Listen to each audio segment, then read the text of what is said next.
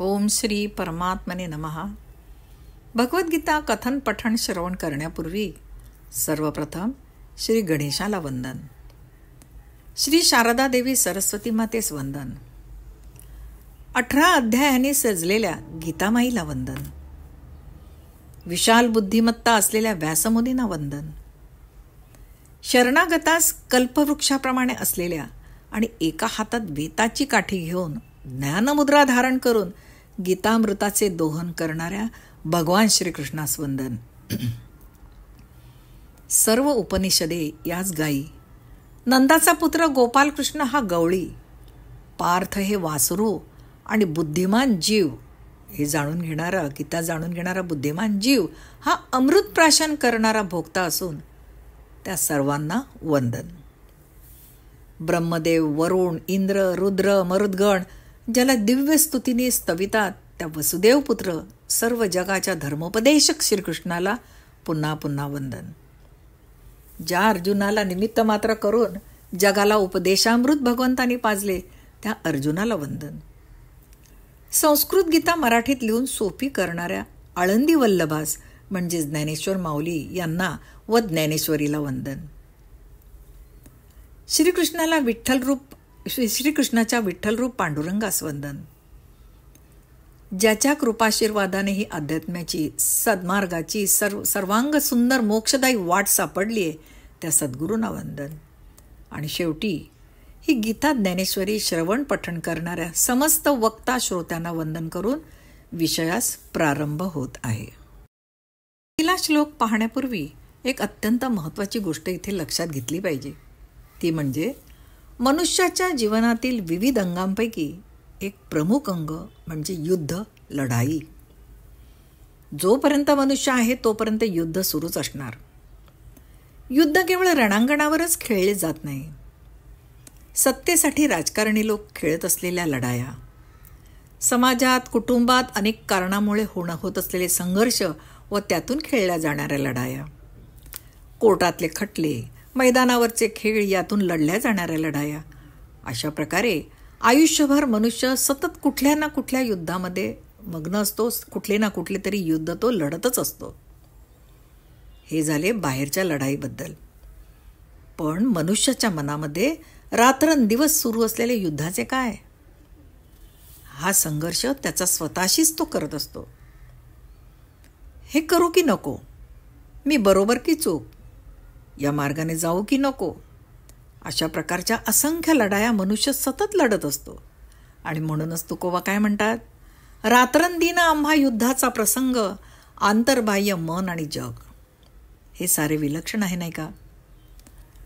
आंतरबाह्य युद्ध सतत मनुष्याच्या मनात सुरूच असते. बाहेरच्या युद्धात सेनापती फार महत्त्वाचा, त्याच्या उत्तम नेतृत्वावरच हे युद्ध जिंकता येतं. पण मनात चाललेली लढाई जिंकणं महाकठीण. ती लढून जो यशस्वी होतो त्याला संत म्हणायचे. संत हा सेनापतीपेक्षा कितीतरी पटीने श्रेष्ठ, कारण तो महात्मा सत्पुरुष असतो. अशा प्रकारे जीवनात सतत जे युद्ध होत असतं त्या युद्धातूनच भगवद्गीता निर्माण झालेली आहे. आणि म्हणूनच व्यवहाराचे असे कोणतेही अंग नाही ज्याला गीतेत उत्तर नाही.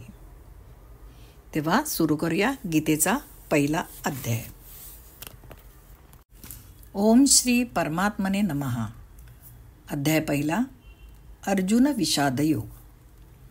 भगवद्गीतेची आता सुरुवात होत आहे.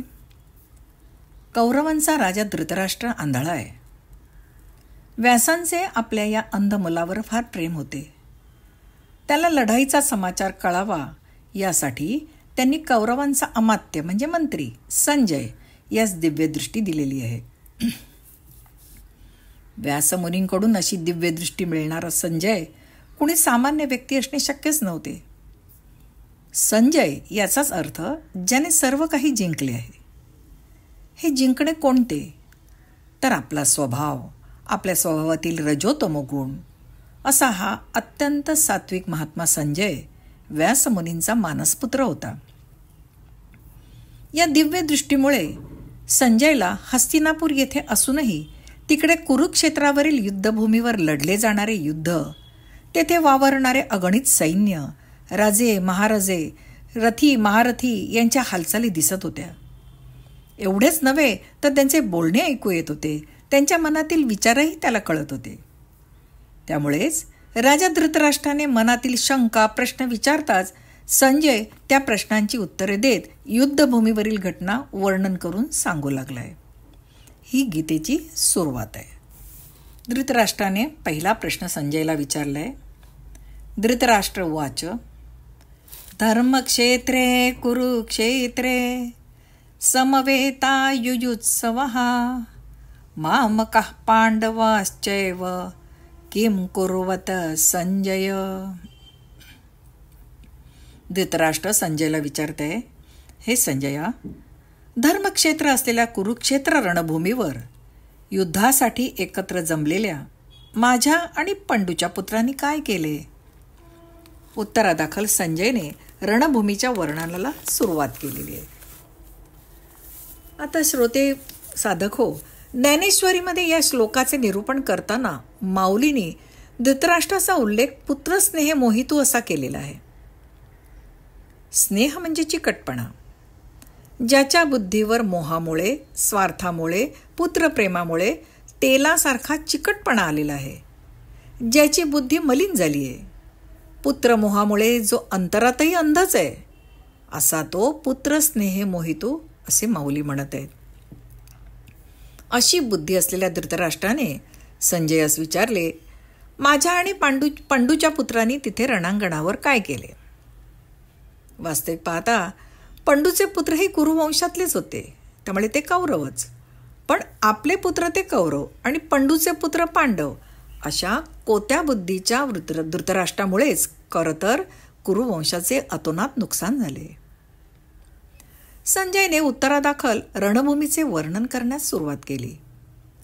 समोरासमोर उभी ठाकलेली दोन सैन्ये, त्यांची व्यूहरचना, त्यांचे सेनापती, त्यांनी फुंकलेले त्यांचे शंख, तिथे हजर असलेले रथी महारथी हे वर्णन करत असतानाच तेथे पांढरे शुभ्र घोडे जोडलेल्या रथाचे सारथ्य करीत असलेला साक्षात नारायणाचा अवतार भगवान श्रीकृष्ण आणि त्याच्या मागे अंगावर चिलखत, हातात गांडीव धनुष्य घेतलेला वीर धनुर्धर अर्जुन यांचे आगमन झाले. या प्रसंगाचे माऊलीने किती हृद्य वर्णन केले आहे पहा. माऊली म्हणतात, देखा नवल तया प्रभूचे अद्भुत प्रेम भक्तांचे, जे सारथ्यपण पार्थाचे करी तू असे, पायीकू पाठीशी घातला आपण पुढा राहिला. आता आपण पाहूया माऊलींना काय सांगायचंय. माऊली म्हणत आहेत, अहो या परमात्म्याचे आपल्या भक्तांवरील विलक्षण प्रेम तरी पहा कसे ते. भक्ताच्या प्रेमापोटी याने त्याचे सारथ्य स्वीकारले. खरं तर युद्धात सारथ्य पण बहुमानाचे असते, कारण रथीची प्रत्येक महत्वाची हालचाल करणे सारथ्याच्याच हाती असते. राजाचा रथ कधी कुणापुढे आणावा हे सारथीच ठरवत असतो, पण तरीही सारथी हा रथीपेक्षा कनिष्ठच असतो. सारथी हा राजाचा सेवक असतो. हे असे सगळे असूनही भगवान श्रीकृष्णाने अर्जुनाच्या रथाचे सारथ्य पत्करले, कारण पुढे माऊलीने पाईक असं म्हटलेलं आहे. पाईक म्हणजे दास, इथे भक्त असा अर्थ घ्यायचा आहे. भगवंतांनी संकट समयी आपल्या या भक्ताला पाठीशी घातले आणि आपण पुढे उभे राहिलेत. संकटाला तोंड मी देणार, बाणांचा वर्षाव मी अंगावर झेलणार, मागे असलेला माझा भक्त मात्र सुरक्षित राहणार, असा याचा अर्थ आहे. माऊलींना सांगायचंय की प्रपंचातही भक्तांची हीच अवस्था असते. एकदा का त्या भगवंतावर भार सोपवला की आपल्यावर जी अरिष्टे संकटे येतील ती तो स्वतः अंगावर घेणार आणि भक्ताला सुरक्षित ठेवणार. तीच भूमिका इथे भगवंत अर्जुनाची आहे. पण अशा प्रकारे हे पायिकू भगवंताने पाठीची घालायचे, तर हा चमत्कार घडायला त्या पायिकाची निष्ठा देखील जबरदस्त असावी लागतेच की नाही. ही निष्ठा भक्तांच्या मनात उपजली की त्याने निर्भय राहायचे. परमात्मा ढाल बनून आपलं रक्षण करतोच करतो. माऊलींना इथे हा अर्थ अभिप्रेत आहे. पुढे संजय सांगतोय, महाराज, अर्जुनाच्या रथावरील ध्वजावर साक्षात हराचा अवतार असलेला मारुतीराया मला दिसत आहे. एवढे सांगून झाल्यावर संजय सांगू लागला, श्रीकृष्णाने अर्जुनाचा रथ दोन्ही सैन्यांच्या बरोबर मधोमध आणून उभा करताच अर्जुनाने आपल्या विरुद्ध कोण कोण लढत आहेत हे पाहण्यासाठी त्या सैन्यावरून एक नजर फिरवली.